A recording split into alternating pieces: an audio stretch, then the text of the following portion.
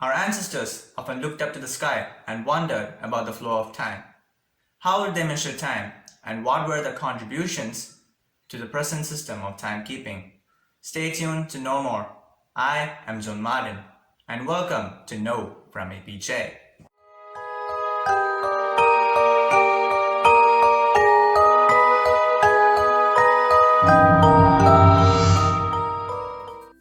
Primordial man would have divided time basically into two, day and night. Day is the time when he goes to work, to hunt, to gather food. And night is the time when he takes rest. But after many generations, civilizations came to power and the society got more organized. All these changes led to a better system of timekeeping. This system was based on the phases of the moon. The moon has been an important part for the human civilization. We now use the moon for deciding days for certain festivals like Eid, Ramzan, and even Good Friday. Now, moving on to the top 4 civilizations which had better timekeeping methods. At number 4, we have the Mayan civilization. Mayans were the people who lived in Central America a long time ago. They were the first to establish a system of chronological record of date. Well, they had a simple system of timekeeping. For them, the basic unit of time was known as kin. 1 kin is equivalent to 1 day. 20 kins equal 1 uvinal. And 18 uvinals equal 1 ton. 1 ton is equal to 360 days. So basically they didn't have this system of weeks. They actually gave the 20 kins different names.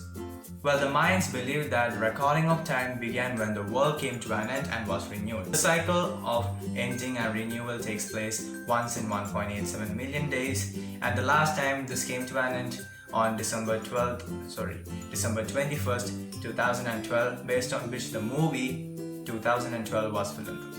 At number 3, we have the Mesopotamian or the Babylonian civilization. The Mesopotamians were the first people to use calendars. They had 12 lunar months with 30 days in each month. They are credited for bringing up the idea of a 60-minute hour with each minute having 60 seconds. Now, where did this number 60 come from? Actually, there is no answer. Well, certain historians think that they got this number by multiplying the number of visible planets into the number of months. At that time, there were only 5 visible planets, which were Mercury, Venus, Mars, Jupiter, and Saturn. So 5 into 12, we get 60. At number 2, we have the Egyptian civilization. The Egyptians were the first people to use devices to measure time. They used a wide variety of devices like hourglasses, sandglasses. Hourglasses and the sandglasses are the same. They used water clocks, merkets, sundials, and shadow clocks. I'll be explaining about these devices in a short time. Well, the Egyptians were also regarded as the first people to measure time during night. How did they do that?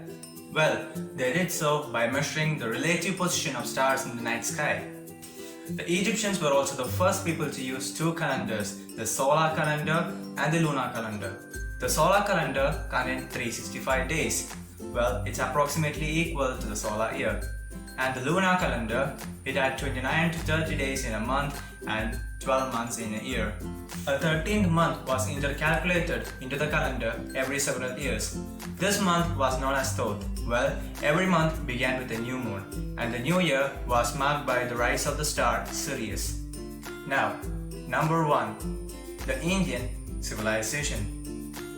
You guys would ask me why I chose the Indian civilization. It's actually not because I'm an Indian. I was truly shocked when I saw the system that Indians used 5,000 years ago, a time there was no supercomputers or no watches. Actually, it should have been the opposite. We come to know about the calculations used in India at that time by a book known as Srimad Bhagavatam, which is dated back to 3072 BC. Many of you would have come across the word Paramanu. Actually, it is the smallest particle that can exist independently. It is equivalent to the particles of subatomic level. What if I say they used Paramanu as the basic unit of measurement of time? You wouldn't believe me. According to the book Srimad Bhagavatam, 1 paramanu is equivalent to the time taken by sunlight to pass through a subatomic particle. You wouldn't believe me, right? 2 paramanus gives rise to 1 anu. Anu is equivalent to atom, and 3 anus is equivalent to 1 trisranu. Now things are gonna get a bit complicated. 3 trisranus form 1 Shruti, and 1 Shruti is equivalent to 8 by 13,500th of a second. 100 Shrutis form 1 Veda, and 1 Veda is equivalent to 8 by 1/35th of a second. 3 Vedas form 1 Lava, and 1 Lava is equal to 8 by 45th of a second. 3 Lavas form 1 Shana, and 1 Shana is equivalent to 8 by 5th of a second.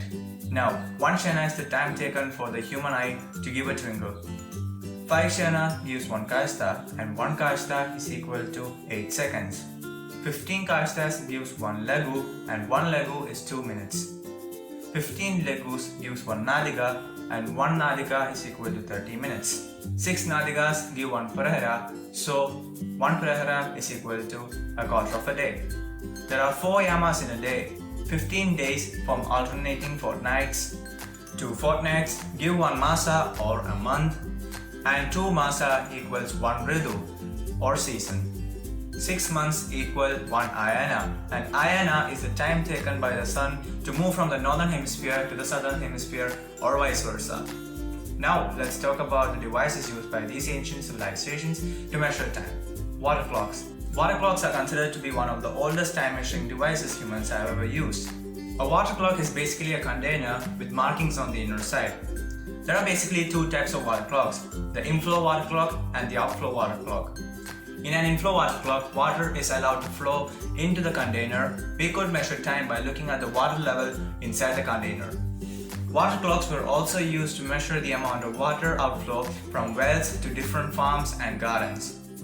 Well, the Egyptians were the first people to use these water clocks. This was proved by historians as they found the oldest ruins of water clocks in the temple of Amun-Ra at Karnak. They believed that the water clocks were first used during the reign of King Amenhotep III. Later on, archaeologists also excavated these water clocks from different parts of the world like Babylon, India, Persia, China, and even Korea. Merkits. Merkits were the first devices that could measure time both during day and during night. This device was also developed by the Egyptians. During the day, they measured time by looking at the position and the direction of shadows formed by the merkit. But during the night, they measured time by looking at the alignment of the merkit with the stars that they have known. And merkits were one of the most efficient devices that were used by the Egyptians to measure time. It almost allowed them to get accurate values. Sundials. A sundial is another device which measures time using the principle of shadow formation. Well, they are derived from shadow clocks, which was also famous in Egypt. Sundials were also used by many other medieval civilizations. Sundials had different designs in different places due to the changes in the latitude. Hourglasses.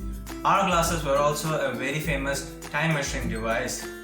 An hourglass is consisting of 2 pear-shaped bulbs which are united at the apex.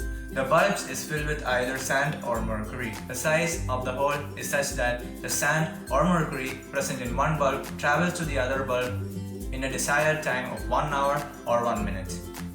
Hourglasses were very famous in churches. If you like this video, press the thumbs up icon and don't forget to subscribe because better videos are coming. I'm John Martin signing out.